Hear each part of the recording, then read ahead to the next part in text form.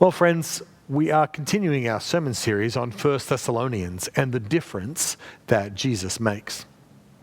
1 Thessalonians is this remarkable, great letter because most scholars think that it was written so early, perhaps the earliest correspondence of Christians that we have. And in this early letter, we see the seeds of transformation that were planted in those early churches of Christ, and see how the world was changed by Jesus. You know, it's remarkable. These small churches would have been so tiny in the face of all the world around them, the civilization, the Roman Empire around them. These churches would have looked like such insignificant groups of people. And yet these churches were the seeds, the seed beds of incredible transformation throughout the world. And so today I want to look at one of the extreme differences that Jesus makes through the church. And one of those most important differences that Jesus makes is how we love other people in the midst of difficult circumstances. How do you love people when things are difficult? And this was one of the marks of the early church, that they loved one another and they loved their neighbor, even when things were hard. You know, I used to live in America, and after the elections in the US in 2016, you know, the elections where a certain orange-haired candidate was elected, I was approached out of the blue by a tech developer, just a guy who lived down the street from our church. And he created apps. You know what an app is? It's for your mobile phone, some kind of program, and he made video games as well. And he was famous for developing an app that would help people mobilize voter registration against a certain presidential candidate. And it was all about bringing transformation to the community. And he was one of the most passionate people I've ever met. He was certainly successful in political activism. So why was this incredibly successful political activist approaching me, a minister? Well, despite the impact of his work that he had made politically, the divisions that he saw around him did not seem to be healing. He still saw the same issues. Something more was needed, he thought, something more than political activism. And so, as a tech developer, he had another idea for another app for your mobile phone, that he would simply remind people, this app would simply send a reminder to people that they should love their neighbor. I don't quite know how it was going to work, but it was just going to pop up on your phone and remind you, you should love your neighbor. And he called me as the minister to see what I thought. You know, it was a Bible thing. This is a sort of a spiritual thing. And, you know, what did I think of this idea? He was sort of an agnostic Jewish guy, but he was really curious. Like, how would I interpret this goal that he had? So what did I think? I mean, it couldn't hurt, I thought. But as we got talking, he and I sat down, we actually became quite good friends. It became clear that as a Christian and he as an agnostic Jewish guy, we both knew that we should love our neighbor. The surprise, the challenge was not knowing that we should do it. The real question was how. How do we love the people around us in a way that really changes things? Christ calls us to love, yes. But Christ also calls us to something deeper than just good intentions. Jesus calls us and empowers us to love well. Christ gives us wisdom on how to love our neighbor, because we need more than just a good intention. We need tools and equipping to know how to love even the difficult people in our community. And that's what we're going to talk about today. The kind of love that changes things. And instead of reading the passage all at once, I'm going to read through it bit by bit. So if you have a Bible with you on your phone or in front of you on your lap, would you have that open with you? We're going to look at 1 Thessalonians Chapter 2 and read a part of that chapter. But before we get into that, we need to talk about the beginning of how the Thessalonian church started. It started in a difficult time. You can read about this in the book of Acts, chapter 16 and a little bit in 17. Paul arrived to preach the gospel, and he'd been followed by other people, other churches from other cities in Philippi and other places where he'd preached the gospel before. But when he got to Thessalonica, he started to preach, and he would go to the synagogues in the local community and start preaching the gospel. But after 3 weeks of doing this, there was kind of this uproar. We talked about this last week. People gathered around and said, these people are turning the world upside down. And Paul and the members of his congregation were called before the authorities. Remember, they'd only been Christians for a couple of weeks. and they were threatened with imprisonment if they kept preaching and living as the church. And Paul, as the outside agitator, was thrown out. He was exiled. He was sent away from Thessalonica. So not only had he started this church, but he left it behind because he had to go. And these little baby Christians were stuck in Thessalonica, wondering how they were going to continue. And Paul was beside himself with worry. The new church had to fend for herself in hostile territory. And so this gives you a sense of why, as you'll see, Paul is so defensive at the beginning of this letter. Let me read it for us and see if you can pick that up. 1 Thessalonians Chapter 2, starting in verse 1. You know, brothers and sisters, that our visit to you was not without results. We had previously suffered and been treated outrageously in Philippi, as you know. But with the help of our God, we dared to tell you his gospel in the face of strong opposition. For the appeal we make does not spring from error or impure motives, nor are we trying to trick you. On the contrary, we speak as those approved by God to be entrusted with the gospel. We are not trying to please people, but God who tests our hearts. You know we never use flattery, nor do we put on a mask to cover up greed. God is our witness. We were not looking for praise from people, not from you or anyone else, even though as apostles of Christ we could have asserted our authority. Now, friends, in this first passage that we read here, we see that Paul is accused of failure. Paul has experienced shameful treatment and rejection. He's been slandered, told that his motivations were wrong. And worse, now here's the church that he has planted, the new Christians that were experiencing persecution as well. You see, Christian community always exists in a state of struggle and criticism. I'm not talking about cultural or state persecution. Christians in this country are in many ways incredibly privileged. It's in many ways welcome to be a Christian in this country, in many ways. But Christians don't have to be persecuted to suffer. Just trying to love one another, to love other people, to love our neighbor is suffering enough. You see, if the purpose of the Christian church is to offer grace in a world of judgment, to love people who don't love us back, to call for truth among lies, to live lives of integrity and obedience, to pray for our enemies, Jesus, even to help people grow and flourish, that is all difficult work. And it's the very essence of our calling. It's a struggle. And that's what the early church, that's what the Thessalonians, that's what Paul experienced. Loving people, preaching the gospel, serving the world, doing good, that means entering deep waters. To just get up in the morning and decide to love other people, to be an agent of love and grace in the world, means you are entering into a difficult circumstance. You're entering into the trauma and the struggles of other people.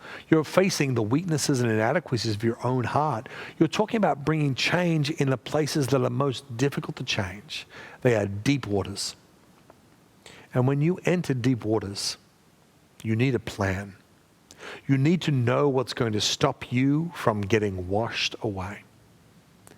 So I want to look at a few strategies that Paul brings up here. And the first one is that Paul's strategy to love well is that he doesn't care what people think. Now, I want to be clear here. Paul cares, but he doesn't care what people think so much. He says we are not trying to please people, but God. Paul's focused on serving God first. That's his priority, and that leads him to love people. I mean, of course, Paul cares. Paul cares deeply. We'll see that in a minute. He just doesn't care so much what people think. That's not his motivation. There's a difference, right, between caring for people and caring what people think. Paul doesn't help people because he thinks he'll get applause or compliments. Instead, he goes to God and finds his grace and identity in God's love. If we go into relationships expecting other people to notice and to repay our affections, we might get overwhelmed in despair, or we might only move towards those people who flatter us. Now, Paul, like any of us, doesn't mind a compliment. We all do. But they weren't Paul's motivation. If compliments and approval are our motivation, then over time we become codependent. We start making the opinions of other people our God. Now, look, I encourage everybody, including myself, to have rewarding, reciprocal relationships. Find people who give as much as they take. We need those people in our lives.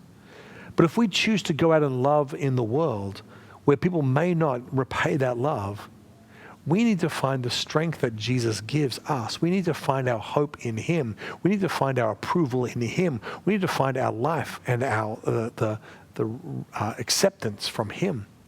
And in doing that, he gives us the strength to keep on loving even when it's not easy, even when other people don't love us back. Now here's my test. This is just my personal test on this. When I think about loving people, is that the same as not disappointing them? I have to ask myself sometimes, am I willing to disappoint people? Am I clear on the people that I'm ready to disappoint? Does it mean that I'm not going to chase after people's approval? I might even disappoint them, but I do it because I find my identity and my approval in God. Jesus did this all the time. People wanted his attention, his healing, his teaching. But Jesus would withdraw from the crowds to reconnect with God. He always knew where his primary relationship was. And if we truly want to love people and not get washed away, it needs to come from a heart grounded in the love you have received from God. So if you find yourself constantly in relationships where you're terrified of disappointing people, find your identity more in the acceptance and approval of God. Be prepared to disappoint people and be really clear that you are loved by God. Okay, so that's Paul's first strategy, not to care what people think. But with that clear, Paul is then able to go on and say something truly radical. We pick up what Paul says in the next verse, verse 7. And it's short. He says, instead, we were like young children among you. We were like young children among you. Later in the letter, Paul will use this exact same image. He will say that when they were separated, he felt orphaned.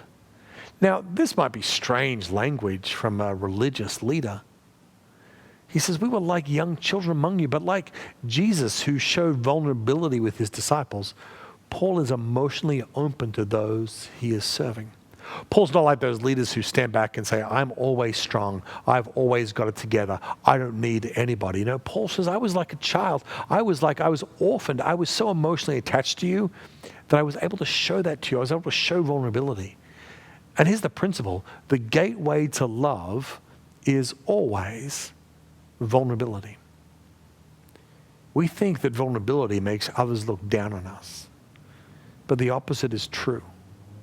Vulnerability draws people close to us. It's risky, I know. But without vulnerability, love can turn into control, patronizing, pitying.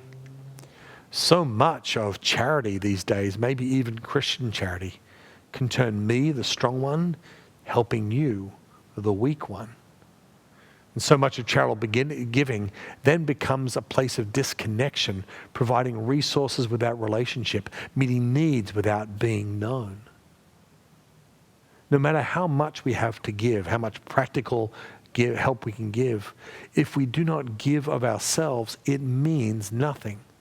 If we do not open up as one human being to another, what are we doing? It's not love.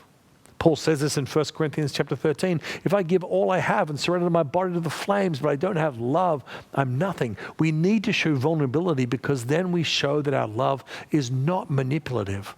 We are not standing far off. We are not trying to fix people. We are not standing in judgment on them. We're just one human being to another. There's a great line from a wonderful activist, a person called Lila Watson, who was an Aboriginal leader. And she says this, if you have come here to help me, you are wasting your time. But if you have come because your liberation is bound up with mine, then let us work together. Do we hear what this Aboriginal activist is saying? She says, if you come simply to help without opening up your heart, then there's no real love there. But if you've come because you as a human being are sharing in the common need that we have together, then we can do some really powerful work. We can actually see love and a relationship and transformation happen. Friends, that's how we need to approach other people. We need to have dependence on God and know where our hope is. But then we also need to have vulnerability with other people. We can be emotionally needy. That's okay as Christians. We can be weak. We can be vulnerable. We have the power to do that because we depend on God. And so we shouldn't be afraid to open up our hearts and let people know that we're struggling, or that we have needs, or we have hopes. This is the beginning of how we love other people. But Paul has a few more things to say. He goes on because love isn't just a posture, it seeks to see transformation and the best in others. And so now he gives us two strategies for how we can love other people. He says this in 1 Thessalonians, going into verse 8. Just as a nursing mother cares for her children, so we cared for you. Because we loved you so much, we were delighted to share with you not only the gospel of God, but our very lives as well. Do you hear that? Remember misogynistic Paul who doesn't care about women? He just described himself as a mother caring for her children. This language may surprise you if you thought Paul or the New Testament was somehow misogynistic, but Paul uses this imagery of mother to describe how he loved his community. And not to be too delicate about it, but the language that he uses here, the Greek word he uses, is not simply saying that he was pleasant like a traditional mother. It's more biological than that. He's saying that he was like a nursing mother with a newborn child on the breast. There could not be a more gentle or tender image than this. The baby child has nothing to offer, no means of support or defense. Babies are needy and fragile, and the mother simply gives of herself. The baby might be colicky or crying. They might be tender or quiet. It doesn't matter. The love, the nourishment, the nurture is available for them. And many of you probably know this, but an act of breastfeeding leads to the release of oxytocin, a hormone that induces a state of calm and reduces stress. It's the chemical that enhances feelings of affection between a mother and a child and bonds them. This might seem like an embarrassingly intimate image, but Paul uses it to describe the love that he has for the people he's trying to reach. Because this is the image of how love changes people. Love must begin with unconditional acceptance and tenderness. Change begins with unconditional acceptance and tenderness. Now look, I know you are all a tough lot that can handle whatever life throws at you. But every one of us knows that deep down, we need to know that we are accepted and loved. We need grace. And some people have been so hurt by life.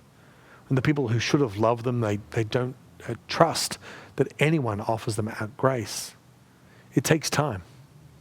People may even test you to prove that grace isn't real.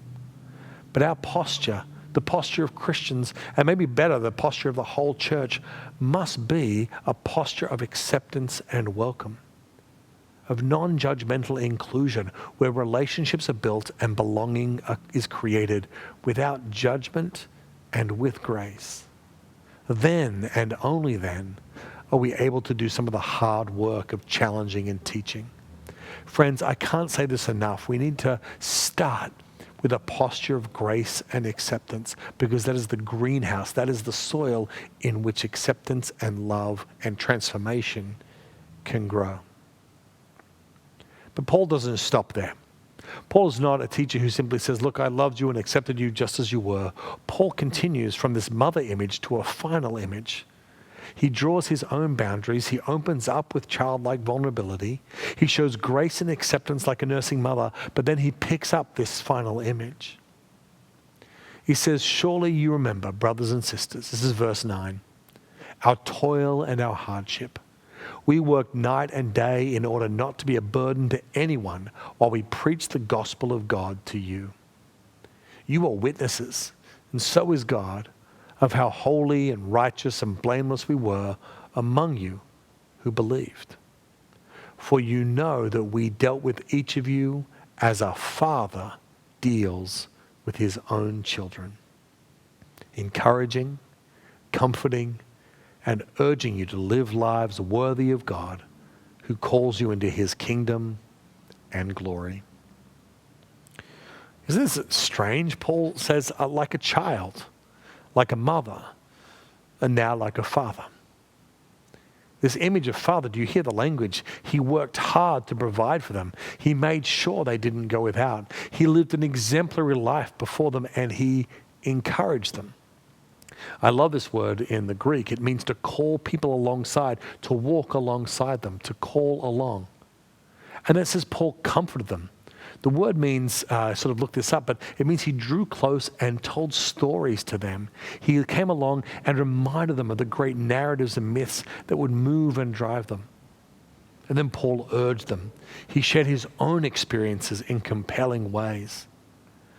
I don't want to be too traditionalist about this, but the idea of the mother figure always makes sure that we have a home, a place to come back to. The father love takes us out into the world, calls us alongside, lets us practice, make mistakes, to learn, grow, and try new things. My son Lawrence, he's just 7 years old. He sees this in our relationship with both his parents, me and his mum. He connects with his mum by cuddling. They're always cuddling on the couch in bed, just cuddling. But he connects with me, his dad, by punching me. He loves to wrestle. He loves to get out his energy. He wants to see how strong he is with me. And he loves it when I pick him up and throw him on the ground. He loves it when we wrestle together. Now, this is a tricky one, but it's absolutely essential for love to bring about transformation. Love begins with acceptance, and it always accepts no matter what happens. But then it takes up the courage to call someone out, to challenge them, to encourage them, to lead them out and to make mistakes and to grow and to try new things. This can often be misused, this kind of love. In fact, it often happens because we haven't laid the foundation of grace and acceptance yet. But once we've laid that foundation of an accepting, warm, welcoming love, we can have the permission to call one another out. And it takes work and it's hard, but we should do that for one another, to challenge, to encourage one another, to call out the best in one another. The best example I can think of recently is something that we saw in the Olympics in this last week. A guy named Cedric Doubler, the decathlon athlete of these last Olympic Games in Tokyo. Cedric was a decathlete. The event has 10 events, and he was already out of the running as a medalist. He had bombed out in the javelin, I think. But he was finishing his race in the 1,500 meters, the last event in the decathlon. And he had a chance to finish the race and do himself proud. But he looked back and he noticed his friend, Ash Maloney, who was close to winning the bronze medal. He still had a chance to medal in this event if he could finish the 1,500 meters race in time. But Ash was fading. He'd poured himself out and he was slowing down. He was struggling. He was falling behind. So Cedric gave up his own race, dropped back, and started to run right behind Ash Maloney. He defied a hamstring injury to run beside him, shouting encouragement and guidance. Maloney later said he was screaming as loud as he could. I can't repeat what he said, but I could feel his voice bouncing in my cranium like a bat out of hell. In an interview I heard with Ash and Cedric a little bit later, he says, Ash says, he was asked, was this annoying to you? Were you frustrated that your friend was shouting in your ear? And Ash said about Cedric, he said, I was loving it the whole time. When you're in a 1,500 meters, there are so many voices in your head telling you to stop because it hurts. And having Cedric out there just blurring them all out, just screaming in my brain, it was incredible. I loved every moment of it. Did you hear that? Cedric Doubler got right beside him and got Ash over the line. He got right in his ear and yelled out the strongest encouragements that he could, and it got Ash over the line. This is the rich tapestry of love that we're invited into. It's the message of Paul to the Thessalonians, but it's the message of the gospel as well. This image of an orphan.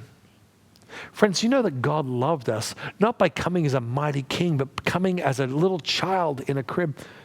Jesus came to us as a baby, vulnerable, open. This is the love that we need to begin with, loving with vulnerability. Jesus called himself a mother hen looking after her chicks. He showed time and time again forgiveness and acceptance and grace to those who failed.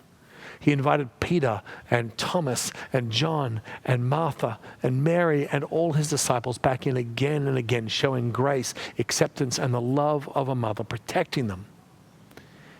And he also showed the love of a father as well, challenging and calling out his disciples, calling them. Jesus showed up time and time and time again. Jesus came from God to show us what love looked like. So personal and so intimate.